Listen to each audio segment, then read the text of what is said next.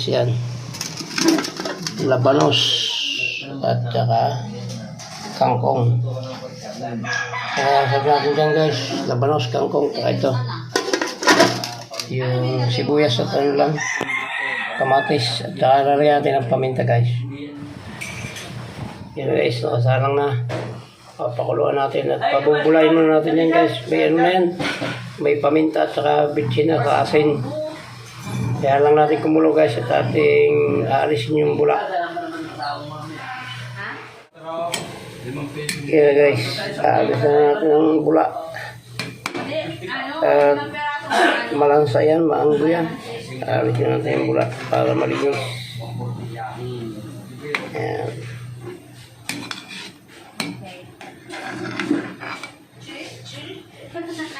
Isin natin ang maigi para yung bula na yun, yan yung dugo-dugo eh.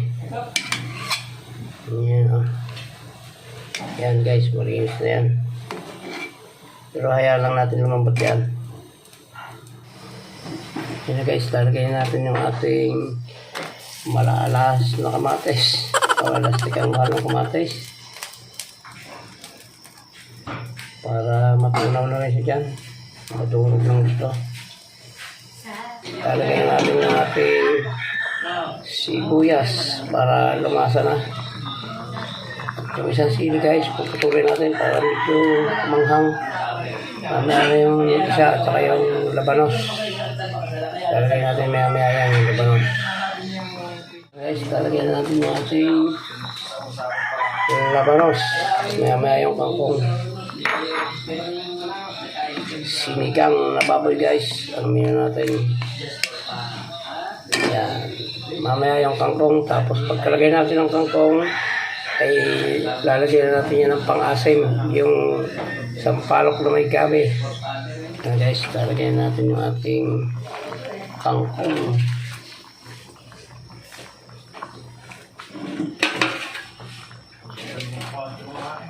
Yan. Pinulubog natin yan guys para maluto. Pagtatakpan natin, maya-maya lalagyan natin ng final na yan, yung paasim. Yan.